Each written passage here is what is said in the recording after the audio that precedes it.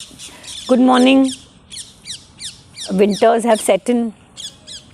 जब मुझे बहुत ठंड लगती है तो मुझे याद है कि गीता में कहते हैं कि जैसे तुम आराम से सर्दी और गर्मी को सहन कर लेते हो and you think it's a part of your life and you can't do anything about it, वैसे ही हमें ज़िंदगी के हर उतार चढ़ाव को सहन करना है। Isn't it beautiful? चलिए लेट्स टेक इट फॉरवर्ड। पिछली बार हमने आपको समझाया था कि योगारूढ़ होना क्या होता है, योग में कम्प्लीटली स्थित होना क्या होता है ना, और कैसे हम अगर योग या योगी बन जाएंगे तो हमारा जो स्वभाव है वो निर्विकार हो जाएगा, लाइक अ मूसल, लाइक अ कूट, जो हर जीवन में हर समय में हमेशा एक ही तरह का रहेगा। It will never change its shape. That is what we have to try to be. Let's take this forward. सुहृदय, मित्र, वैरी, उदासीन, मध्यस्थ, द्वेष्य और संबंधियों में तथा साधु आचरण करने वालों में और पाप आचरण करने वालों में भी समबुद्धि वाला मनुष्य श्रेष्ठ है। श्री भगवद गीता बार बार आपको कहती है कि इट इज़ नॉट जस्ट कि आपके ज़िंदगी के दुख सुख में आप समबुद्धि में रहें, दैट आप समता में रहें, पर वो ये भी कहती है कि हर तरह के लोग आते हैं आपकी दुनिया में। लॉट ऑफ पीपल जो आपके साथ गलत करते हैं, जो आपके साथ अच्छा करते हैं।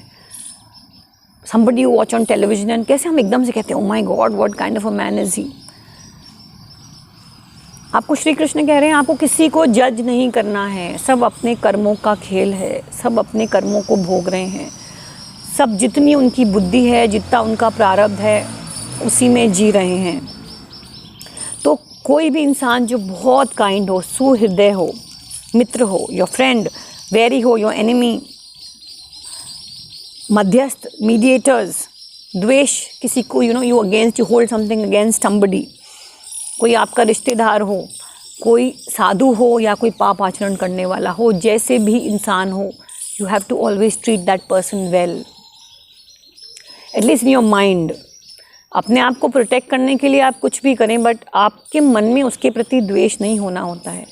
बिकॉज एज आई सेड, जब हमारे ज़िंदगी में कुछ गलत होता है, it is not because of that person, वो तो निमित्त मात्र है। जब आपकी ज़िंदगी में कुछ गलत होता है तो वो इसलिए होता है क्योंकि वो आपका प्रारब्ध होता है। आपने कभी कोई गलत कर्म किया होगा जिसका फल आपको अभी चुकाना पड़ रहा है।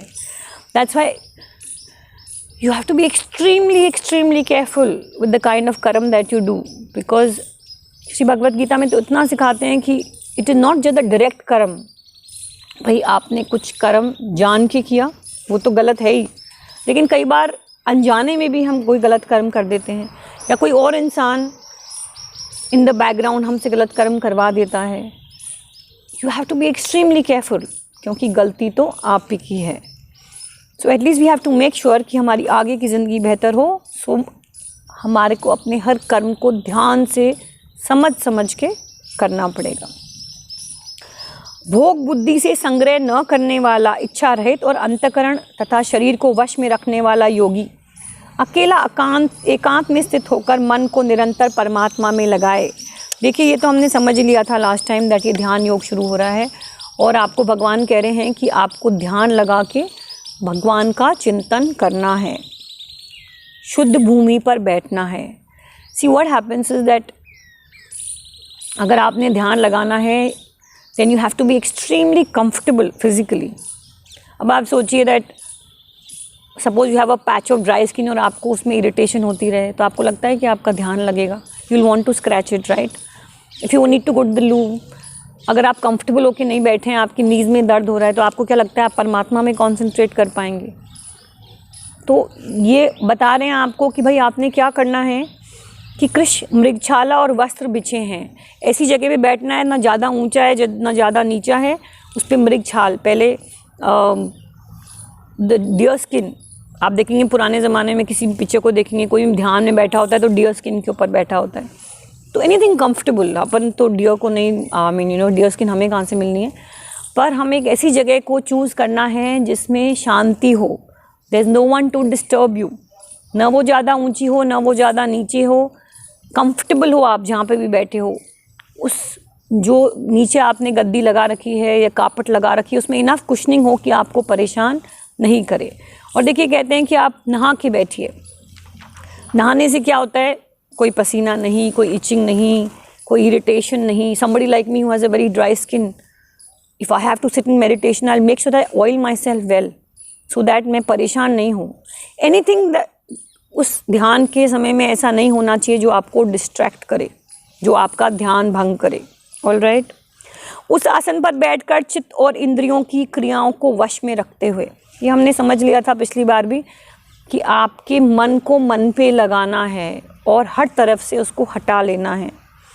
मन को एकाग्र करके अंतःकरण की शुद्धि के लिए योग का अभ्यास करें. कोई आपको, कृष्ण कहते हैं भाई आपके लिमिटेड पावर्स हैं, तो आपसे ये एक्सपेक्ट नहीं कर रहे कि आप तो बस इमीडिएटली ध्यान लगाना सीख जाएं. कह रहे हैं ट्राई करो, अभ्यास की महिमा बहुत है श्री भगवद गीता में. काया, सिर और गले को सीधे अचल धारण करके तथा दिशाओं को न देखकर केवल अपनी नासिका के अग्रभाग को देखते हुए स्थिर होकर बैठें. योर बॉडी, आपका गला और आपका सिर एक लाइन में होना चाहिए. It can't be moving here and there, है ना. और आपको अचल होना है, अनवेवरिंग, मूव नहीं करना है. तथा दिशाओं को न देखकर, you can't look in every direction, यहाँ भी देख रहा हूँ, वहाँ भी देख रहा हूँ, तो क्या ध्यान लगा रहे हो. सारी डायरेक्शन, सारी तरफ से आपको अपना ध्यान हटाकर कहाँ लाना है, अपनी नासिका के अग्रभाग को देखते हुए. You have to look here और स्थिर होके बैठ जाना है. That is the first thing that you have to do अगर आपने ध्यान लगाना है और ध्यान योग से अगर आपको भगवान को प्राप्त करना है. बट हैविंग सेड दैट, ध्यान लगा सकते हैं क्या आप अगर आपकी समता ही नहीं हो? क्या ध्यान लगा सकते हैं अगर आपके मन पे ही कंसंट्रेशन नहीं हो? So the most important thing is, पहले आप समता में आइए, अपने ज़िंदगी के सुख दुख को बैलेंस करना सीख जाइए, उनको टॉलरेट करना सीख जाइए. अगर आपकी ज़िंदगी में या आपकी तरफ आसपास ऐसे लोग हैं, उनसे आपको डिस्ट्रैक्ट नहीं होना है, उनसे आपको परेशान नहीं हो रहा है. समता में आइए. दैट अमेजिंग लेवल ऑफ समता प्राप्त करके ही आप ध्यान कर सकते हैं. तो as I say, Shri Bhagavad Gita has a structure. वो शुरू से आपको बताती है कि कैसे कैसे one step forward, one step forward, one step forward. Immediately is not telling you आओ ध्यान में बैठो. I don't understand when people say आओ आपको मेडिटेशन सिखाएं. अरे कैसे सिखा सकते हो भाई मेडिटेशन? मन पे किसी का कंट्रोल है क्या? ना आपका, ना मेरा, ना किसी का. तो फिर क्या करना पड़ेगा? उसके लिए तो हमें गीता पढ़ के समता में आना ही पड़ेगा. जिसका अंतःकरण शांत है, केवल शांत नहीं है, भय रहित भी है. If there something that you fear, तो आप कैसे ध्यान लगाएंगे? See, you have to understand. और ब्रह्मचरित्र व्रत स्थित है.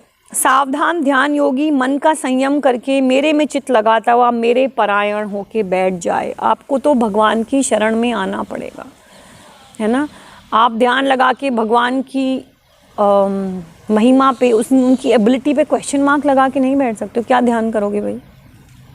अगर आपको परमात्मा का ध्यान करना है, आपको उन पे विश्वास तो पूरा रखना पड़ेगा.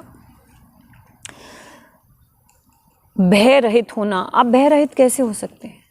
भय रहित तभी हो सकते हैं जब अपनी ज़िंदगी को भगवान के हाथों में छोड़ दें. आपका कंप्लीट सरेंडर जब हो जाए, आप कंप्लीटली अपने भगवान के शरणागत हो जाएं, तभी आपका भय हट सकता है. मैंने उसे, यार मैं तो कुछ कर ही नहीं सकता, जो करेगा भगवान करेगा, तो मैं डरूं किससे? जो मेरे साथ होना है होएगा, जो मेरी नियति में लिखा है होना है, तो मैं डर डर के क्यों जीऊँ? टेंशन क्यों करूँ मैं? ओके, जो होगा वो भी मैं कंट्रोल नहीं कर सकता, जो नहीं होगा वो भी मैं कंट्रोल नहीं कर सकता. तो कम से कम डरने को आपको अपनी ज़िंदगी से निकालना पड़ेगा. वश में किए हुए मन वाला योगी मन को इस तरह से सदा परमात्मा में लगाता हुआ मुझ में सम्यक स्थिति वाली जो निर्वाण परमा शांति है उसको प्राप्त हो जाता है. वंस अगर आप अपने आप को कंप्लीटली सरेंडर करें भगवान में और फिर आप ध्यान में बैठें, ट्रस्ट में एक गज़ब का कनेक्शन हो जाता है भगवान से. आप ब्रह्म मुहूर्त में ही ट्राई करिए. So it has not happened very often with me, मैं आपको झूठ नहीं बोलूँगी, but there are times when I've connected in the most amazing way with God, and it gives you goosebumps. आपको लगता है oh my God, ये मैं क्या एक्सपीरियंस करा मैंने. I remember when my mom-in-law was not well, and मैंने जब वो जा रहे थे तो 5-10 दिन हमने हर दिन हर शाम बैठ के 2-2 3-3 घंटे उनके साथ हरे रामा हरे कृष्ण का जाप किया, महामंत्र का. And in spite of everybody around me once I was very very emotional, और मैंने आँख बंद करी और मैंने कहा भगवान इनको माफ़ करो, इन्होंने जो भी, बहुत तड़प रही थी वो कि उन्होंने जो भी गलत सही किया है अब आप इनको मुक्त करिए, यू नो, ऑफ द पीड़ा। वो बहुत परेशान थी in the last stages of a life. तो मैं बैठी और मैंने ध्यान लगाया, कुर्सी पे बैठे बैठे, मैं कोई बहुत ज़मीन पे भी नहीं बैठी, उनके बिल्कुल बाजू में बैठ के मैंने हाथ जोड़ा। And I remember it was as if I am in a trance. वो गज़ब का कनेक्शन हो भगवान से। I was talking to him, I was giving my heart out to him and I was telling him कि भगवान इनको please माफ़ कर दो ना, इनको मुक्त करो, ये बहुत परेशान है। And there was actually this amazing connection तभी हो सकता है जब आप सारी तरफ से अपने ध्यान को हटाकर कम्प्लीटली एंड कम्प्लीटली आप भगवान में कॉन्सेंट्रेट करें। It is most important. तो आपने क्या करना है, आप एक निर्वाण परम शांति को प्राप्त होंगे। You have to try it. हे अर्जुन, ये योग न तो अधिक खाने वालों और न बिल्कुल न खाने वालों को तथा अधिक सोने वालों को और न बिल्कुल न सोने वालों को ही सिद्ध हो सकता है। As I said, your body has to be comfortable. See, ध्यान कौन कर रहा है? आत्मा तो कर रही है, लेकिन उस शरीर के अंदर है ना। अगर आपकी बॉडी परेशान है तो आप, अगर आपको भूख लग रही है, कहते हैं ना भूखे पेट ना भजन गोपाला, क्या ध्यान करोगी भाई? ना आप ज़्यादा खाओगे, if you eaten too much then you will be burping और you will be very uncomfortable, your tummy growl कर रहा होगा। तो आप डिस्कम्फर्ट में एक्स्ट्रा खा के, कम खा के नहीं बैठ सकते हो। या सोचो आपको नींद आ रही है, आँख आपने बंद किया। I have seen so many people, ध्यान में बैठते नींद आ जाती। अरे तो नींद आ जाती है तो फिर आप भगवान से कैसे कॉन्सेंट्रेट करोगे? You have to be conscious, right? तो आप बहुत कम सो या ज़्यादा ही सो तो आपको आलस्य घेर लेता है। You can't do that. As I said, body comfortable होगी। दुखों का नाश करने वाला योग तो यथा योग्य आहार और विहार करने वाला, कर्मों में यथा योग्य चेष्टा करने वाला तथा यथा योग्य सोने और जागने वाला ही सिद्ध हो सकता है। समझ में आई बात? तो हम कह रहे हैं कि यथा योग्य, वॉट एवर इज अप्रोप्रिएट, यथा योग्य आहार, अच्छे से खाना, जो अप्रोप्रिएट खाना, कर्म करने वाला और समय से सोना और जागने वाला, वो ही सिद्ध कर सकता है।